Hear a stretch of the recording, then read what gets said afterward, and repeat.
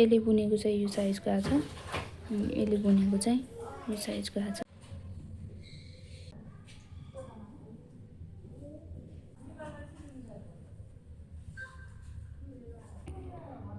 Magic ring अनि 1 2 3 4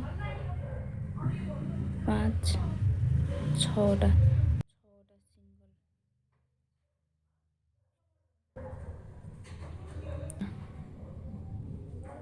symbol राखेर 1 त्यही सुरुमा 2वटा सबैमा double double double stitch mark गर्ने, अर्कोमा नि 1 2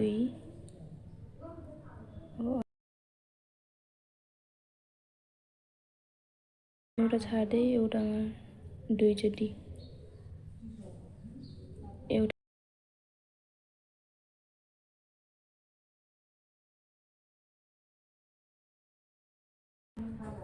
र यहाँसम्म त्यही दोहोऱ्याउने। 2वटा भयो। सुरुमा 6वटा, त्यसमा डबल 12वटा भयो। 12मा 6 18। अब फेरि गर्ने 1 2 2वटा छोडेर बढाउने है, 2वटा छोड्ने एउटा बढाउने 1 2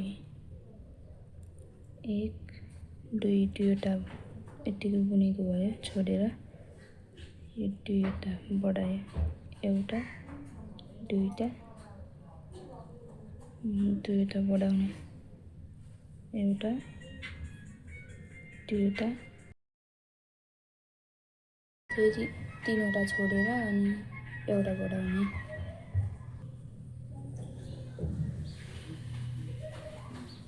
एक भयो यो सुरुको, 2 3 3वटा गरेर यहाँ एउटा बढाएँ। 4 नम्बरमा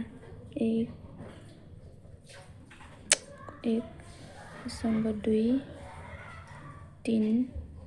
अब यहाँ लास्टमा बढाउने 4मा 1 2 3 4। यो पनि बढ्यो,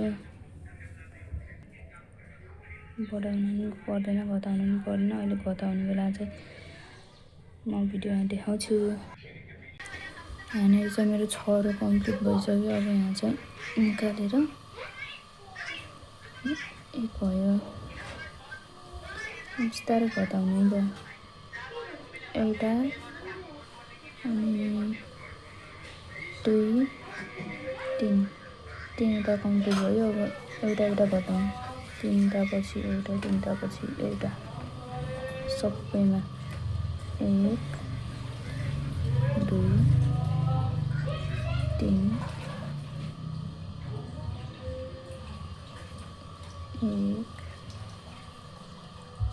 2 3 घटाउने।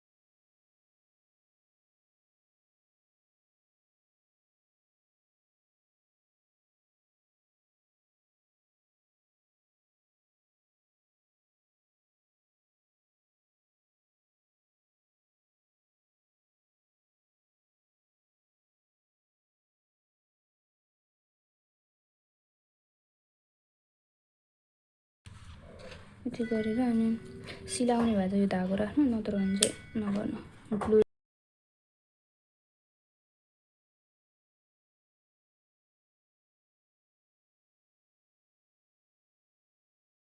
कस्तो गोलो भयो होइन? त्यो सानो सानो दलहरूको लागि चाहिँ गोलो हुन्छ ठिक्कको। यति भयो। अब म चाहिँ भित्र टानिदिउँला।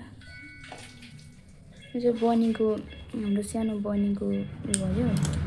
हो त्यो सानो सानो हातको पनि राखिदिन्छु यो भिडियोमा। यो चाहिँ हाम्रो लास्ट भिडियो हुनेवाला छ। एउटै भिडियो धेरै हालेँ कि मैले। यसरी लिएर म्याजिक रिङ लिएर अनि यसलाई चाहिँ गन्ने होइन, यो एकचोटि यो टाइट गरेकोलाई चाहिँ गन्ने होइन। अनि 1 2 3 4 5 यसको लागि चाहिँ सानो यो हुक युज गरेको है, सुई भन्न आउँछ। 5वटा भयो। अनि यसलाई तानिदिउँ, सर्प तानिदिउँ। अनि यसरी चाहिँ यसमा यसरी लिएर यसमा बढाउने घटाउने होइन, यही 5वटामै माथि यसरी बुन्दै बुन्दै बुन्दै घुमाएको घुमाइ गर्ने। अनि यो चाहिँ जब लामो पुग्छ अनि आफूलाई कति साइजको चाहिन्छ अनि त्यसमा चाहिँ क्लोज गरिदिने। अनि त्यही नै हाम्रो आर्ट हुन्छ है त। यसो गरौँ। अनि यो चाहिँ यसरी बान्यो भने चाहिँ राम्रो देखिन्छ फिनिसिङ। पछाडि खुल्दैन यसले, यो गरेन भने बान्यो भने चाहिँ पछाडि खुल्दैन। अनि यसरी छाड्यौँ। यो चाहिँ यसमा 5वटा लुपमा माथि बुन्दै बुन्दै घुमाएर अनि ठुलो साइजको ल्याउने हो, आफूलाई चाहिने जत्रो साइजको। फेरि गर्नुको लागि चाहिँ म त यसरी तानिदिउँ है। अब चाहिँ यसरी क्लोज गरिदिउँ। कहाँ गयो? यताउता नि तानेर क्लोज गरिदिउँ। अनि चाहिँ हाम्रो सानो हात भयो। ट्याप्प चिप्काउँदा चाहिँ यो ब्याक साइड हो, चिप्काउँदा चाहिँ यति अलि लामै बुनेछु क्या। यत्रो सानो सानो साइजको भएको छ। यसलाई काटिदिने। सिलाउने भयो चाहिँ यो राख्दा हुन्छ, अनि त्यहीले सिलाउँदा हुन्छ। क्युट छ होइन यसको फिनिसिङ।